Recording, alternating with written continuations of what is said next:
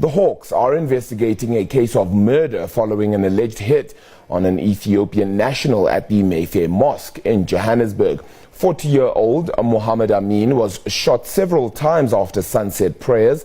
Two gunmen fled the scene after the shooting. The motive for the shooting is yet unknown. CCTV footage captured some of the shooting but didn't identify the killers. For more on this, we cross to our reporter Gillian Pillay in Johannesburg. Good afternoon to you, Gillian. Won't you just shed some light on perhaps any more details to have surfaced since we got hold of this news? Very good afternoon to you, Arabili. As you can hear there in the distance, this is the midday prayer reverberating through this community that is still reeling from those shocking events that unfolded at this particular mosque last night. We are told that a 40-year-old Ethiopian businessman who's very prominent in this community came here last night, as he always does, for sunset prayers, and when he left between 7:30 last night, that is when gunmen attacked him here in the parking lot where we are standing now.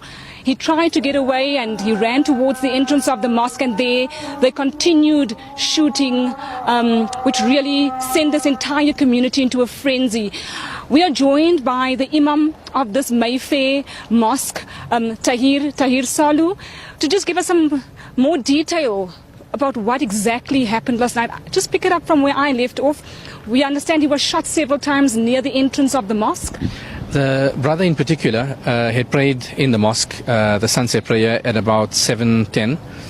He left the mosque probably around 7:25 and came out of the mosque, walked towards the parking lot. As he reached his car, the gunman approached him and fired shots at him. He then turned around and ran back towards the mosque, trying to flee from the gunman, who then shot him in the back.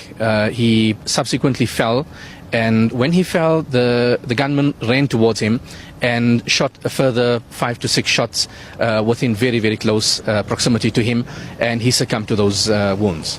We understand that there is CCTV footage, but just detail to us what exactly was captured, which is now in police custody. The only footage that is available to the police currently is where the gentleman approached his car, where he was approached by the gunman, and the first 2 or 3 shots. From there on, there was no footage regarding the second shooting, which actually took his life. I know that you say that this is a place of prayer, a place of serenity, and it's something that has never happened in the 3 decades that you've been here. Just talk to us about that. A mosque, as usual, is a place of serenity. It's a retreat for people to come closer to God. And a person coming here is coming here for peace, and a mosque is a place of peace.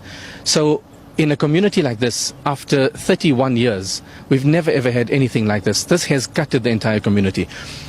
We've got children walking in the parking lot, people, worshippers leaving, and everybody ran for their lives with these gunshots. And it's left the entire community really, really traumatized. Just quickly, we do have to wrap up, but we know that the family very devastated at this stage, very quickly.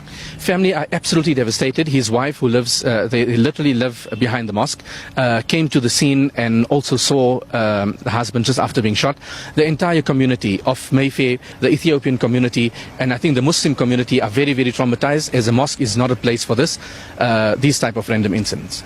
And that was the Imam here at the Mayfair Mosque, Tahir Salu, just giving us some sort of sense about the real devastation and how traumatized the family is. We understand that Amin has 2 children and that his funeral or prayer service will take place from this parking lot around about 17:45 this afternoon. Back to the studio.